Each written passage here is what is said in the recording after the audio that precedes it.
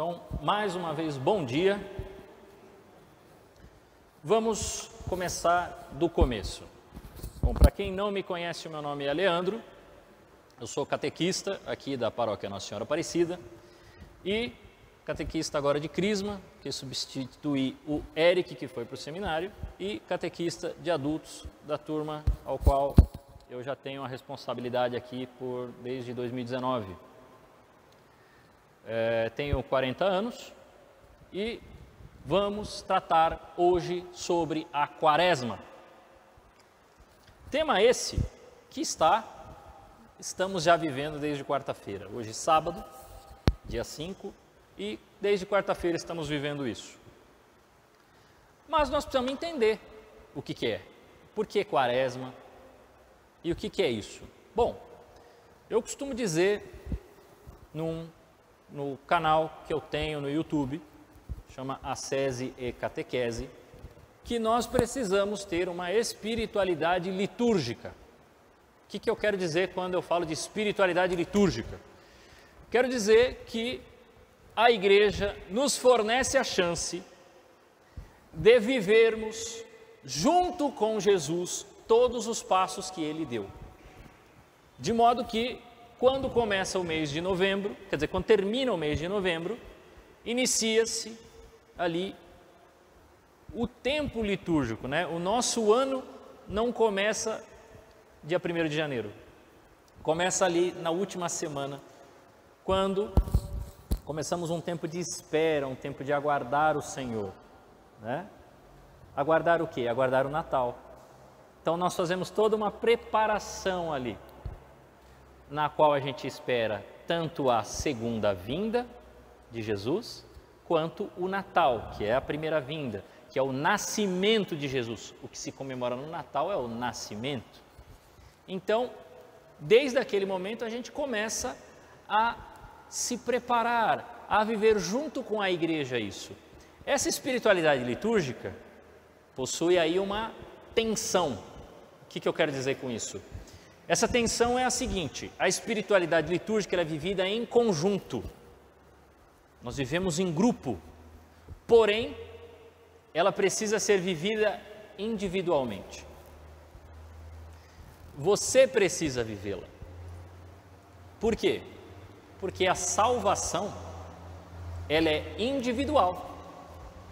Então, para mim, eu preciso viver isto, mas nos é oferecido em conjunto viver todo o tempo litúrgico, de modo que isto ordena e facilita a nossa vida. Você não precisa pensar em tudo de Jesus, porque Jesus é muito grande, fez grandes coisas, Ele é Deus conosco. Obrigado. E consequentemente, não dá para meditar todas as coisas de uma vez, ou trazer de modo aleatório. Então o que a igreja faz é organizar. Bom, passou o Advento, passou o Natal, chegou o tempo comum, passado o Carnaval. Ao terminar o Carnaval, começa a Quaresma, que é o tempo que nós estamos agora. E aí se usam algumas coisas assim, que a Quaresma é um tempo forte de preparação. Preparação? São 40 dias de preparação que lembram os 40 dias do dilúvio, que lembram os 40 anos do povo de Deus, que lembram os 40 dias de Moisés e também os 40 dias de Elias na montanha, que nos lembra que Jesus passou 40 dias no deserto, que também nos relembra os 400 anos do exílio dos judeus no Egito. Todo um tempo, veja, sempre 4. 4 é o símbolo da totalidade do universo. Isso na Sagrada Escritura? Ok, é um tempo forte de preparação para a Páscoa. A cor que se usa é o roxo, né? Que significa o quê? Luto e penitência. É um tempo de penitência, é um momento de reflexão, de arrependimento, de confissão, de oração, de jejum, esmola. Quando começou isto? Começou mais ou menos ali no 4º século. ali ano 300 e alguma coisa, que coincide com o fim das perseguições da igreja. Então a igreja começa a se organizar e percebe a necessidade deste tempo. Aí eu faço uma pergunta para vocês. Tá, ok, a quaresma é um tempo forte de preparação, é um tempo de jejum, é um tempo disso e daquilo, tá, para quê? Essa é a pergunta que você precisa fazer. Eu falei, a espiritualidade é individual, vai depender de você, mas para que essa preparação? Por que essa preparação? Quando você fala assim, é um tempo assim, e para que eu tenho que estar participando disso? A conversa, vocês já perceberam que a conversa não é de padre para leigo, é de leigo para leigo, né? De pessoa para pessoa. Todo mundo aqui que participa da missa recebe a comunhão também, mas não está na celebração, não é quem celebra, não sou eu que celebro. Eu participo junto, estou junto com vocês. Então, é uma pergunta de leigo para leigo. Tá, Leandro, é tempo de quaresma, tempo de preparação. Ok, para quê? Por quê que eu preciso disso? Você já parou para pensar por que você precisa da quaresma? Por que precisa ter esse momento forte de preparação? Nós vamos já descobrir preparação para o quê, tá? Mas você já parou para pensar por que você precisa disso? Por que você precisa disso? Ou simplesmente você está participando de modo mecânico? Vem, todo ano tem quaresma, tem Páscoa, tem tempo comum, advento, ok, estou legal. Mas você ainda não entendeu o motivo? Veja, isto é uma coisa, é uma percepção da sabedoria da igreja, e não é só a igreja que usa isso. Lá fora as pessoas usam também. Nós vamos ver isso. Então vamos entender. Nós viemos até a igreja e nós vimos o que a igreja nos oferece. Vamos confessar? Se puder, já vai lá. Nós vimos o que a igreja nos oferece. A igreja nos ofereceu este momento, estes 40 dias. Ela nos abriu ao conjunto, nos abriu a todos nós. Então, estamos agora preparados para a quaresma. Bom, a igreja já deu a parte dela. Agora vamos entender qual que é a nossa parte. O porquê e o para quê. Agora vamos entender a nossa parte. A gente precisa entender um negócio.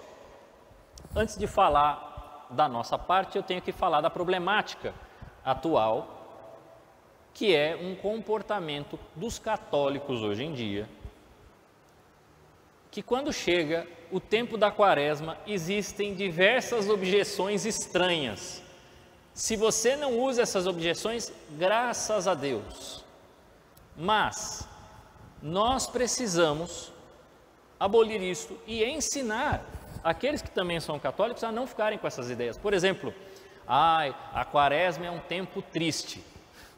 Não sei de onde se tirou isso, que a quaresma é um tempo triste. A quaresma é tempo triste, coisa nenhuma. Só porque não canto glória e não canto aleluia? Não. Ela é um tempo de espera. Por ser um tempo de preparação, treino é treino, jogo é jogo, não é assim que falam lá fora? Treino é treino, jogo é jogo. É um tempo de preparação, não é um tempo de tristeza. Mas tem o jejum e a penitência. Bom, o jejum e penitência nos é solicitado sempre. Oração nos é solicitado sempre. Mas se fala tanto de jejum, se fala tanto de penitência, se fala tanto da oração na quaresma. Sim, porque na quaresma você vai se preparar de um modo especial. Então, algumas pessoas dizem isso, outros dizem assim, não, mas não precisa de tudo isso, para que se preparar? Afinal de contas, Jesus já fez tudo. Não tem algumas pessoas que falam, mas para que tudo isso aí? Jesus já salvou, não precisa disso não. Jesus já nos salvou. Bom, vamos explicar rapidamente o que é que Jesus fez, assim como a igreja nos deixou tudo aberto, preparado, como uma mãe, que quando o filho chega da escola já está o almoço pronto. O próprio Jesus realmente já fez tudo o que não era possível a nós fazermos. Porque aquilo que nós precisamos fazer, nós vamos ter que fazer. Vamos entender. Jesus, Deus, a segunda pessoa da Santíssima Trindade, se fez carne, habitou entre nós e morreu na cruz. Ao morrer na cruz, a salvação se abriu para nós. Vitória, tu reinarás, ó cruz, tu nos salvarás. A vitória sobre a morte se fez presente. Com isso ele desceu à mansão dos mortos. E o que ele foi buscar na mansão dos mortos? Os justos, aqueles homens justos desde o início dos tempos, desde lá de Adão para frente, até aquele momento, ninguém ia para o céu, ninguém ia para o céu estava fechado por causa do pecado original. Diante de Deus, o pecado não permanece, só os puros verão a Deus. Então, Jesus abriu o céu para nós e todos esses justos foram para o céu. Aí sim, se abriu. Então, isto foi o que Jesus fez. E ainda, para aqueles que ainda estavam vivos e aqueles que viriam, Ele nos deu uma segunda condição, né? Ele nos deu a igreja, na qual Ele disse para os seus apóstolos: ide e ensinai e batizai em nome do Pai, do Filho e do Espírito Santo. Quem crer será salvo, quem não crer não será salvo. Por quê? Por que vai ter gente que não vai ser salva, que vai se perder?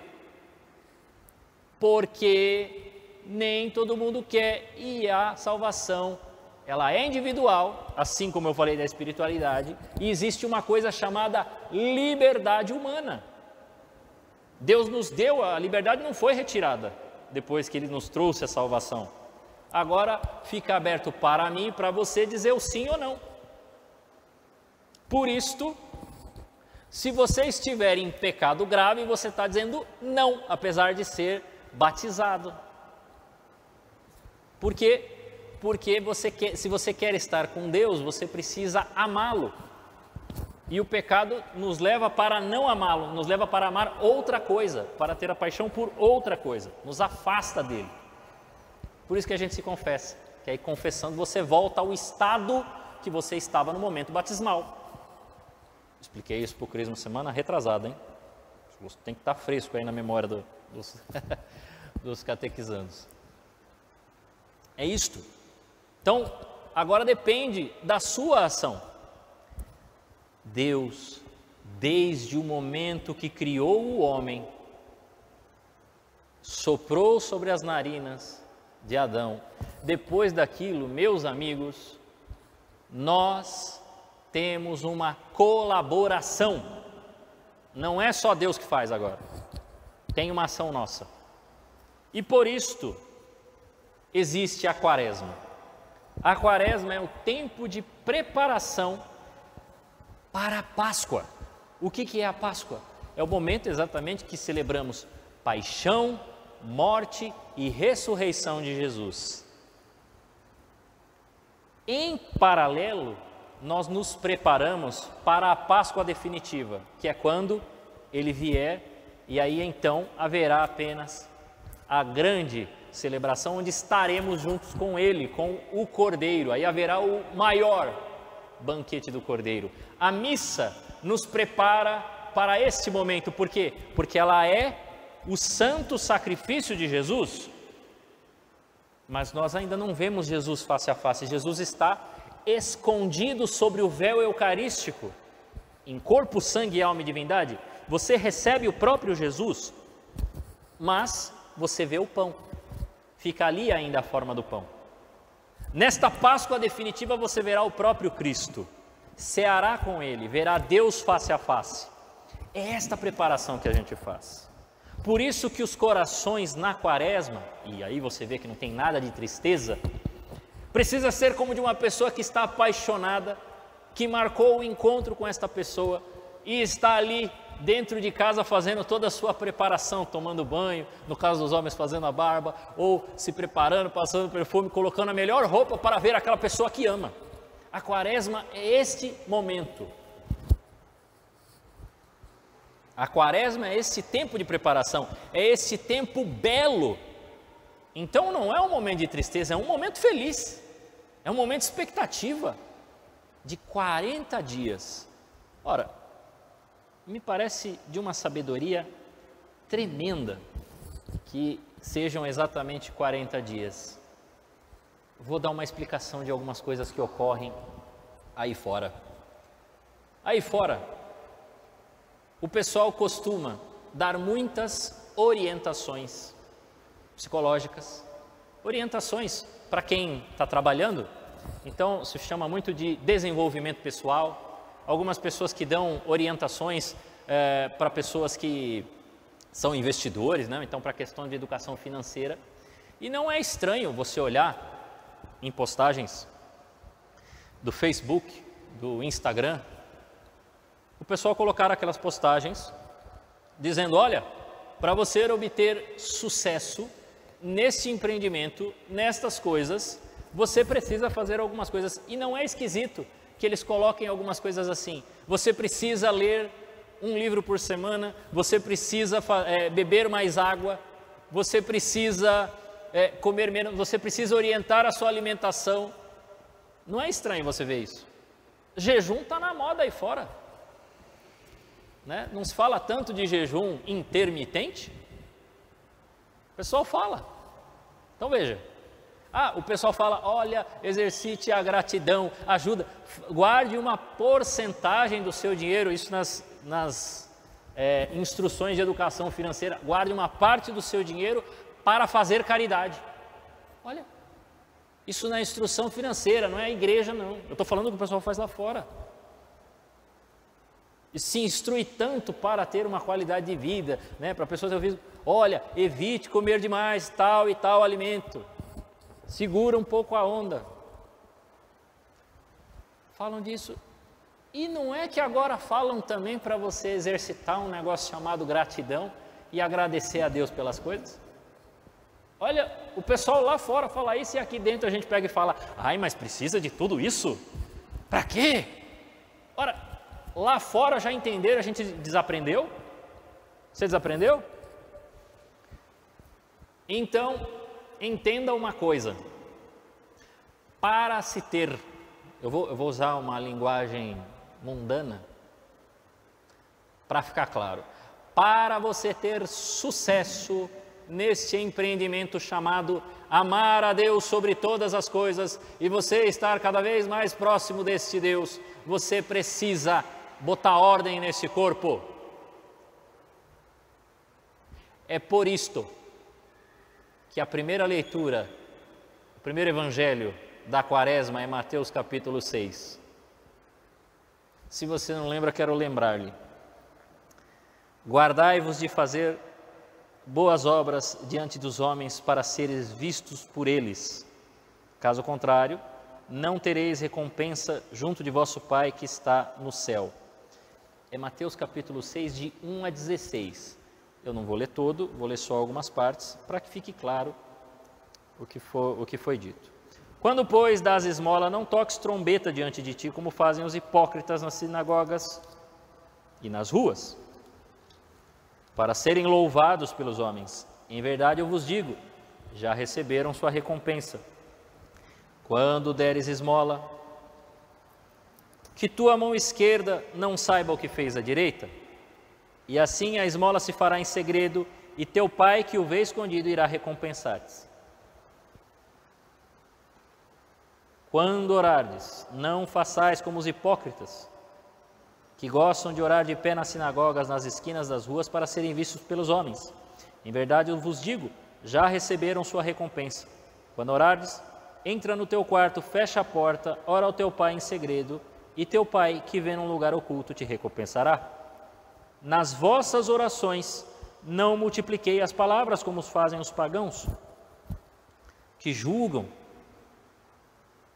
que serão ouvidos à força das palavras. Não os imiteis, porque vosso Pai sabe o que vos é necessário, antes que vos peçais. Aí ele ensina o Pai Nosso, e no versículo 16: quando jejuardes, não tomeis um ar triste como hipócritas, que mostram um semblante abatido para manifestar aos homens que jejuam. Em verdade eu vos digo, já receberam sua recompensa. Quando jejuardes, perfuma a tua cabeça e lava teu rosto. Assim, não parecerá aos homens que jejuas, mas somente ao teu Pai, que está presente ao oculto. E teu Pai, que vê num lugar oculto, te recompensará. Jesus nos dá 3 práticas importantíssimas para a quaresma, que lógico, tem outras aí no meio, mas essas 3 são importantíssimas: jejum, esmola e oração. Poderiam ser outras? Poderiam. Mas por que jejum, esmola e oração? Você já parou para pensar por que tem que ser essas 3 e não outras? Por que tem que ser jejum? Por que tem que ser a esmola? Por que tem que ser a oração? Vamos lá. Jejum. O jejum, ele tem a ver com o corpo. Sim ou não? Sim, né? Me parece que o jejum é uma restrição alimentar, assim como a mortificação. A mortificação, às vezes a pessoa faz uma restrição de outras coisas. Eu já vou falar um pouco sobre essa restrição da mortificação, porque às vezes o pessoal confunde algumas coisas, então nós vamos botar certinho e vamos nos organizar aqui. O jejum é para a educação do teu corpo. O jejum é para te ordenar. Porque a tendência, quando a gente começa a comer, é comer mais. Ai, tá bom, deu prazer, como um pouquinho mais. E aí a gente começa a perder o limite, o controle, seja da comida, seja da bebida. Afinal de contas, a gula, ela é um pecado. E ela é já uma coisa que foi percebida não só pela igreja. Os antigos, Platão, Aristóteles, lá na Grécia já percebiam que o comer demais e o beber demais provocava outros problemas. Como, por exemplo, pessoas extremamente gulosas têm uma tendência muito grande para a preguiça. Tem uma tendência muito grande para a procrastinação, então deixa para depois o que tinha que fazer agora.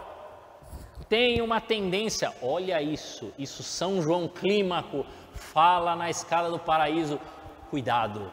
E entre outros, né? Os antigos também já percebiam isso. A gula é uma porta de entrada para a luxúria. Então, começa comendo demais. E depois começa a olhar a questão sexual como se as pessoas fossem um alimento e não mais uma pessoa. Tanto que não é estranho quando horrivelmente, tristemente, dramaticamente pessoas utilizam o termo comer para questões sexuais. Triste, né? Mas tudo isso tem a ver com esta desordem corporal. Então o jejum, ele quer te pôr em ordem. Você está desordenado. Você até está indo para a fila da confissão para falar esse tipo de pecado, mas não consegue por quê? Porque você não tem controle sobre si. Eu quero fazer o bem, mas eu faço o mal que eu não quero. A começar primeiro a desordem do corpo. Não consegue pôr o corpo em ordem. Quer fazer as coisas, mas está se perdendo. Então o jejum existe para isso. Existe para te educar, para te pôr em ordem, para colocar as tuas ações ordenadas fisicamente. Você começa a comer melhor, você começa a não tratar mais a bebida, né? No caso, aquela que mais vicia, no caso é a alcoólica. Então, você para de tornar a bebida alcoólica, para de tornar aquele doce, para de tornar aquela comida Deus na sua vida, porque ela passa a ser a razão do seu viver. Não pode. Olha como a gente acaba substituindo Deus. Aonde está, né, a tua boca, aí está seu coração, né? Você está lá, onde está seu tesouro, aí está seu coração. Desculpa, onde está seu tesouro, aí está seu coração. Então, se tudo termina na mesa da comida ou, né, no balcão da bebida ou na cama, ou no vídeo, para ver as bobagens sexuais que se mostram por aí. Esse é o seu tesouro. Você está substituindo. O próprio Jesus disse, né? Não tenhais dois senhores. E aí a gente começa a fazer uma reflexão. Quem é o meu Senhor nesse momento? Quem que está sendo o meu Senhor? E por que é que eu não consigo amar verdadeiramente a Deus? Porque eu tenho substituído Ele por coisas pequenas e essas coisas têm sido mais importantes na minha vida. Por isso o jejum, ele vai nos ajudar a ordenar isso, a pôr em ordem essas coisas. Põe em ordem tudo isso daí. Se você já percebeu que existem coisas, espero que não seja no excesso, mas acontece, a gente sempre come um pouco a mais, né? Sempre tem as bobeiras, mas a gente pode se organizar. Ah, Leandro, o jejum pode ser feito o ano todo. Exatamente, sim, pode ser feito o ano todo. Mas na quaresma a igreja está falando assim, olha, relembre da Páscoa definitiva. Relembre que nós estamos no já, mas tem o ainda não ocorreu, mas nós estamos nos preparando. Então, esse momento, reforça as tuas defesas, para você não ser derrubado já. Para que, quando chegar a Páscoa, você não caia nos excessos do tipo, fiquei 40 dias sem comer carne, ou fiquei 40 dias sem comer chocolate, porque eu sou viciado em chocolate. Aí chega na Páscoa, você, só no domingo de Páscoa, você já come o ovo inteiro e todas as caixas de bombom que lá estiverem. Se isso acontecer, quer dizer que você não conseguiu fazer um bom jejum. Quer dizer que você não criou um propósito. Porque o problema não é que a gente não faz, é que junto da ação não tem propósito. Entendeu? Lá fora, quando eles ensinam essas coisas, esses hábitos, olha, faça o hábito, sabe por quantos dias eles pedem para fazer? 30. Faça esse hábito por 30 dias para você ter vitória, para você conseguir dinheiro. Ok, aqui na igreja estou falando para você amar mais Deus, então você vai fazer por 40 dias isso de modo intenso, de modo correto, de modo firme, de modo definitivo e com um propósito. Qual é o propósito? Eu vou superar esse negócio que está me derrubando para eu conseguir chegar onde eu quero. Então, quando você fizer o jejum, quando você fizer a oração, quando você for se confessar, saia com um propósito firme. Precisa ter um propósito aí, ter um... Por que eu estou fazendo isso? É para isso. E não ceder. Ter coragem, ter firmeza, ter atitude. Porque hoje, mas eu caio. Não. Bate no peito aí e fala, eu sou forte, eu vou aguentar. Sou filho de Deus, pô. Então faça o jejum. Por que damos esmola? A palavra esmola não é muito utilizada lá fora, tanto que eles usam o termo caridade. Mas eu preciso dizer para a turma lá de fora, que não vai me ouvir, que não é caridade, é filantropia. Primeiro ponto. Por que é filantropia e não caridade? Porque eles fazem, na maioria das vezes, naquele sentido que o Jesus falou, para todo mundo ver, olha, estamos aqui ajudando essas pessoas aqui, ligue no 0800, blá, blá, blá, blá, blá, blá, porque nós estamos ajudando mais. Está mostrando para todo mundo que está fazendo. Não é isso.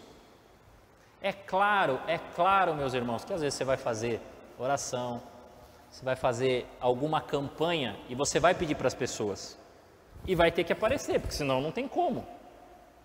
Não tem como. Se a gente pegar, juntar aqui, vamos juntar alimentos, nós vamos ter que avisar todo mundo para poder dar comida para alguém, né? Juntar alimentos para montar uma cesta básica. Precisa avisar. Só que dentro do teu coração, quando você faz essa ajuda, é aí onde Jesus está falando. Jesus está falando da intenção de cada um, a intenção pessoal. Quando eu faço o jejum, eu não preciso falar para ninguém. Quando eu dou a esmola, se alguém está vendo, o que meu coração está dizendo? Ele está preocupado, vaidoso? Então, a esmola está aí para derrubar essa vaidade. Primeiro, eu dou a esmola para um pobre, para um mendigo, para alguém que me pediu, eu não quero saber o que a pessoa vai fazer com o dinheiro. A caridade é sua. Porque quando você olha para ele, e aí é onde está a caridade, por isso que lá fora não se faz a caridade está no sentido de que, amando a Deus, eu faço pelo próximo. Eu olho para o próximo como quem olha para o Cristo, e não para quem olha simplesmente para alguém que é um coitadinho, olha, não, eu vejo o Cristo nele, e eu amo o Cristo nele, nesta pessoa, eu vejo o iluminar do amor de Deus nele, então eu quero amar também. E eu não fico preocupado, porque as pessoas falam, não dá dinheiro para aquele cara não, porque ele vai usar drogas. Primeiro que isso daí você está julgando a pessoa, você nem sabe. Quem disse que ele vai usar drogas? Não, mas ele é drogado, ele fica andando por aí. Tá, mas e se nesse momento ele está com fome e ele precisa do dinheiro para comer? Ele come também, viu? Ele não usa só a droga. Agora, se você entende que tem alguma outra ação a se fazer por essa pessoa, então faça. Para de ficar julgando os outros que deram a esmola. Não, isso tem que ser uma atitude do Estado. O Estado pode até ajudar, mas tem que ser uma atitude nossa. É um ato de humildade, gente. Olha aí, ó, na esmola, a humildade é trabalhada dentro de você e você começa a vencer a vaidade. Olha quanta coisa você começa a vencer. Você já estava vencendo a gula, você já estava vencendo a luxúria, agora você começa a vencer a vaidade. Você começa a vencer a avareza. Por quê? Porque a avareza é o sentido quase igual à luxúria e a gula, é um sentido de posse. Precisa ser meu, né? É a febre do ouro. Assim como é a loucura do estômago, nós não podemos cair nesse tipo de loucura. Então você vence a avareza com a esmola, com a doação e como obrigação, principalmente aqueles que já trabalham, pague o dízimo. Dízimo é obrigação do católico. Para com esse papo. Oferta, dê oferta na igreja, mas o dízimo é obrigatório. Leandro, não consigo dar os 10%. Então dê aquilo que você pode, porque aquela moedinha daquela senhora que Jesus viu era o máximo que ela podia. E ele disse, ela deu tudo, os outros não, os outros só fizeram para se mostrar. Ok? Então, por amor, porque eu creio, porque eu sei o quanto é importante, eu dou o dízimo. Ato de humildade. Então, propósito da esmola também agora, se você não fazia, dízimo. Ok? Quem trabalha, quem não trabalha ainda não dá para dar o dízimo. Ok? Por fim, a oração. E não é chovendo molhado falar da oração, que a oração também nos trabalhará a humildade. Primeira coisa, quando a gente reza, quando a gente faz a nossa oração, o que é que acontece? Você descobre uma coisa sensacional que talvez muita gente não percebeu. Quando eu estou rezando, quer dizer que eu não sou Deus.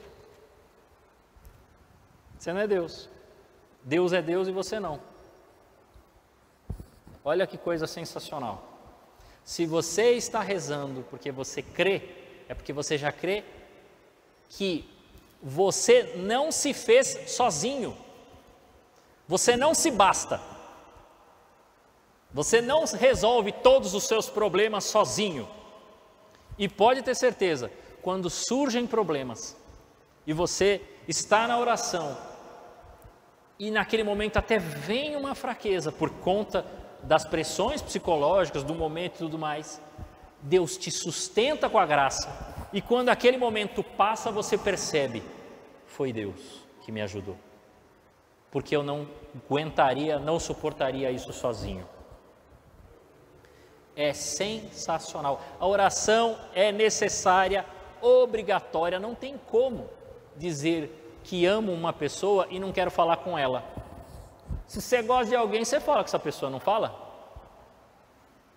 Você fala com a pessoa que você ama, você fala com a pessoa que você gosta, com a pessoa que você tem amizade. Então a oração é para nos tornar íntimos de Deus, é para nos dar intimidade com Ele. É para nos aproximar dele. Afinal de contas, já dizia Santo Afonso Maria de Ligório, no livro do Grande Meio da Oração, ou vocês podem encontrar com o nome A Oração. Ele vai dizer uma frase espetacular que é a seguinte: quem reza se salva, quem não reza fatalmente se condena. É simples assim. Ah, precisa da oração? Precisa. Por quê? Porque quem reza se salva, quem não reza não se salva. Pronto, fechou. É isso. Então, a oração é para criar a intimidade. Com quem eu amo, eu converso. Então, além das nossas práticas de piedade, como o terço, além das nossas práticas de piedade, como os nossos grupos de oração, onde nos reunimos e estamos juntos, rezamos uns pelos outros.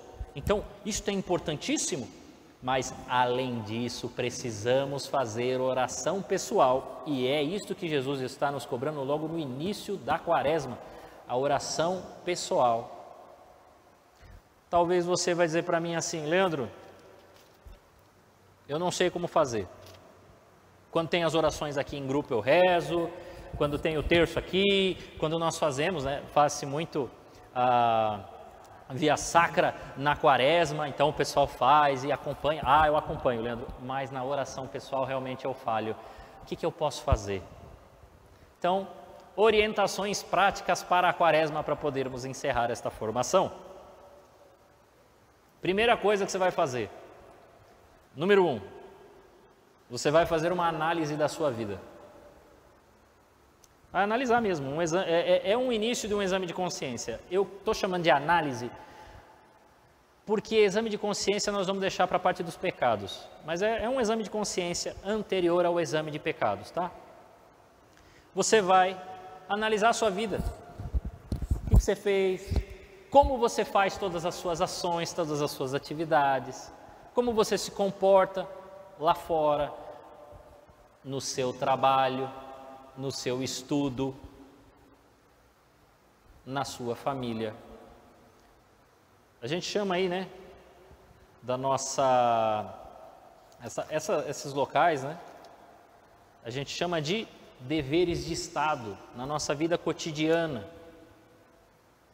Como é que você se comporta no trabalho? Como é que você se comporta na escola? Como é que você se comporta na faculdade? Como é que você se comporta com sua família, com seus parentes? Você é a mesma pessoa que está aqui ou muda, vira um bicho quando chega em casa? Ou no trabalho, ou na escola, vira um sem vergonha que está indo lá só para ganhar o salário ou só para passar? Me colocaram nesse negócio aqui que é um saco, eu não aguento, olha que coisa chata, eu tenho que estar aqui. Deixa só para bater o cartão, ou só para pôr o dedinho, que hoje tem muito local que é só coloca o dedo, ou é só para isso? É assim que você cumpre os seus deveres de Estado? Então não reclame se Deus não escuta as tuas orações, porque a vocação daquele que não é padre, que não é freira, um religioso, é exatamente os seus deveres de Estado, é a sua família, é o seu trabalho, é o seu estudo, é a sua preparação. Ou a gente vira gente de verdade, ou Deus não escuta nossas orações, porque nós temos uma postura de qualquer lá fora. Aí o que adianta ser profeta aqui dentro? Que adiantaria eu estar pregando aqui e ser um bicho com a minha família? E ser um qualquer no meu trabalho? Então essa é a análise de vida. Como eu estou me comportando aonde eu estou? Se eu sou um qualquer, eu estou fazendo tudo do jeito qualquer. A tendência também é fazer aqui só para uma imagem que eu vou criar uma imagem, ou aqui também eu vou ser um qualquer, vou fazer de qualquer jeito. Isso é um problema. Os alunos, o pessoal aí que estuda, ouve muito sobre protagonismo, Então, você não está sendo protagonista coisa nenhuma. Você está levando a vida e deixando a vida te levar. Ó, vida leva eu. E aí é muito ruim. Tá? Você precisa entender que a vida, ao pensar na sua vida, você lembra do dia do teu nascimento e lembra que um dia ela terá um fim. Mais uma vez, os ensinamentos de Santo Afonso Maria de Ligório. Você precisa pensar no dia da sua morte. Se o dia for hoje, você está pronto para ser salvo ou não? Você está pronto? Se hoje for o dia, você está pronto a olhar, se hoje for o dia da sua morte, você está pronto para que assim que acabar você encontrar Deus ou não? Se não, nós precisamos já para estar atendendo confissão, então boa sorte, vá se confessar e precisa ter um propósito a sua vida. E não é só Santo Afonso Maria de Ligório que fala, que ele fala também da oração, da qual a oração nos coloca para nos colocar em conformidade com a vontade de Deus. E por isso que eu falei da vida cotidiana, porque mesmo os problemas precisam me aproximar do Cristo, precisam me aproximar do amor de Deus. Então por isso que eu medito sobre a morte, porque uma hora vai chegar. Só que ela não pode ser vista como um filme de terror, ela não pode ser vista como se vê aí fora. Porque quando você morrer, quando eu morrer, não acaba. A gente precisa ter o mesmo coração de Santa Teresinha, temos que entrar na vida. E ou você se salva ou se condena. Mas pode ser céu, purgatório ou inferno. Não tem outro caminho. Hebreus 9, 27. Depois que morreu, vem o juízo, juízo particular. Serás julgado imediatamente. E aí sim, salvo, ainda tem resquício do pecado, purgatório. Por isso a gente se confessa, faz indulgência, faz caridade, para limpar, para ter menos tempo disso. Ah não, já está puro, então céu. É isso. Então, pense e medite sobre a morte. Se fosse agora, eu estou pronto, está vendo? A morte nos ajuda. Padre Léo dizia que a morte vira uma amiga. Nós olhamos, parece terrível. Vocês sabiam que o caixão tem 6 pontas, né? Vocês sabem por quê? Deus criou tudo em quantos dias? 6 dias. No 7º ele descansou. Por isso que o caixão tem 6 lados. Você não sabia, né? O caixão tem 6 lados por isso. Bom, terceiro, exame de consciência. Agora sim, você faz o exame de consciência para confissão. Vai anotar os seus pecados. Faça isso. Quarto, quero rezar, Leandro, não tenho intimidade, só faço as orações quando estou na igreja, só vou quando estou na igreja, em casa eu não faço. Então, ok, de manhã você vai rezar. O que você vai rezar? Você vai primeiro agradecer e pedir pelo dia. Vai agradecer a Deus, porque você acordou. Acordar é como nascer de novo, é a ressurreição. Então você vai agradecer pela vida, vai agradecer pelo dia e vai oferecê-lo. Pedindo a Deus para te ajudar. Sabe aquela oração que eu fiz? Inspirai, ó Deus, as nossas ações e ajudai-nos a realizá-las, para que em vós comece, para vós termine, tudo aquilo que fizermos por Cristo, Senhor nosso. Amém. E aí você pode rezar, o Pai Nosso, Ave Maria. Faça a leitura do Evangelho do dia, ali, um tempinho de meditação, o que Deus está falando comigo hoje? Ó, beleza. Tarde, você medita a palavra, na hora do almoço você faz o ângelus e reza o terço, num dos horários da tarde. Reze o terço. E noite, você faz um breve exame de consciência, onde eu agi bem, onde eu preciso melhorar e tal, faz a oração final e bom sono. A gente sempre reza, eu costumo rezar à noite. Senhor, dai-nos uma noite tranquila e no fim da vida uma morte santa. Amém. Então aí vai fazer a confissão, né? Quinto, confissão. E tenha um propósito firme, o propósito de não mais pecar. E junto do propósito de não mais pecar é quem eu quero ser. Você não estava fazendo a meditação sobre a morte? Então quando você medita sobre a morte, você pensa assim, quando chegar lá, quem eu quero ser quando eu estiver lá, no último dia?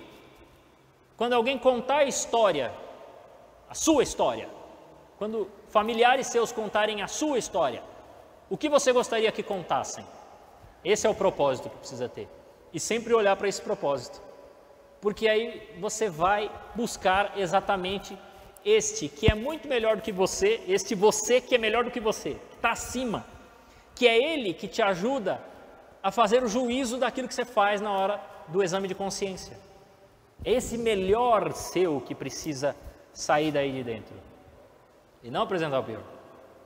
E por fim, e eu espero que você esteja cumprindo isso semanalmente em todas as missas de preceito, Santa Missa. Você precisa comungar, você precisa participar do Santo Sacrifício para que cresça em nós a piedade e o amor a Deus verdadeiramente.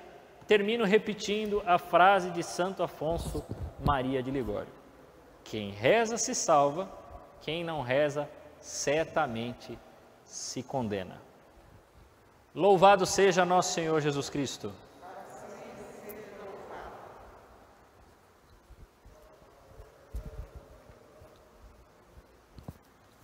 Ave Maria, cheia de graça,